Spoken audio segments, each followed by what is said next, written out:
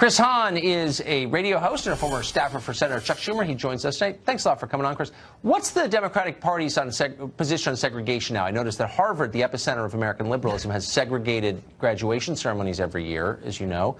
And now there's a Democratic Party event in Georgia that is segregated by race. It said so on the door. Is this something the Democrats are for? Not to my knowledge, and I think that any event that is political should be open to all press at all times. I believe in full transparency of everything. Well, it's not really about transparency. It's about segregation. So why hasn't the DNC said anything about this, or why haven't the many very sense? What about the presidential candidates? Where are they in this?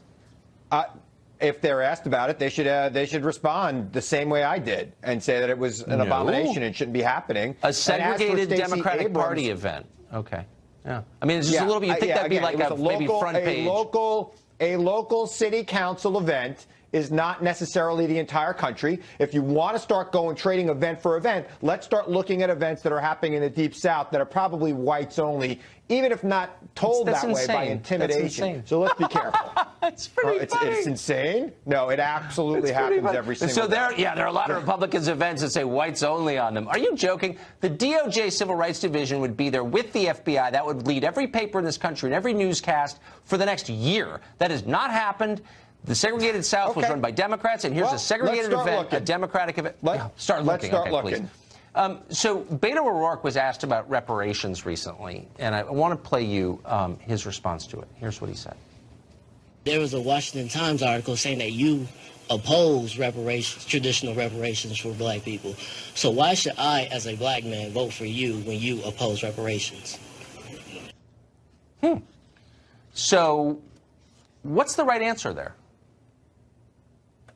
The right answer is because he's for equality. He's for lifting people up. I mean, reparations is not going to be. Look, anybody who says they're for reparations, they're going to be able to pass reparations at this point. But that doesn't mean we can't have real affirmative action that lift people up from lower income status and bring them into the mainstream of society. Okay, I think that's a fair answer. So, but why not start with the Democratic Party? So, the Democratic Party, 100% of its presidents have been men. 93% have been white. One exception. Yeah. Democratic Party is the progressive party, the racially aware party, the woke party.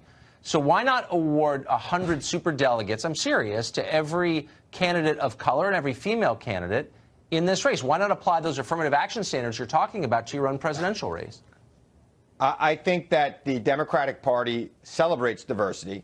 I think that we have a great field of candidates running in the Democratic primary of all races, genders, and even sexual orientation.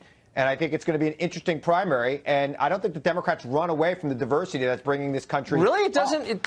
So I look at the polls and I see over this because they are. But Republicans are tailoring to the fear of people who are worried that this country's changing, when really what they've got to do is I know the talking points are, but I'm just saying, hold on, if you've got the woke party and your leading presidential candidates are white, Beto and the former vice president, Joe Biden, then why wouldn't you apply the affirmative action standards you apply in the rest of the country to your own primary? Why wouldn't you give I'm dead serious. Why wouldn't you do what they do at Harvard in your own primary if it's so good for the country? Here's the thing. Here's what I would say to that, Tucker. I think it's important that both parties make sure that there's diversity in their delegates to the campaign. I think it's a great idea. And by the way, nobody ever wants to live by their own standards. I would love to see the Republican Party have like 5% of their delegates be people of color. So let's be very clear. One party's going to have a very diverse convention, and one party's going to be very, very white. And it's not going to be the DNC. There's a lot of white people in the Democratic Party running it. Anyway, whatever. We'll see it.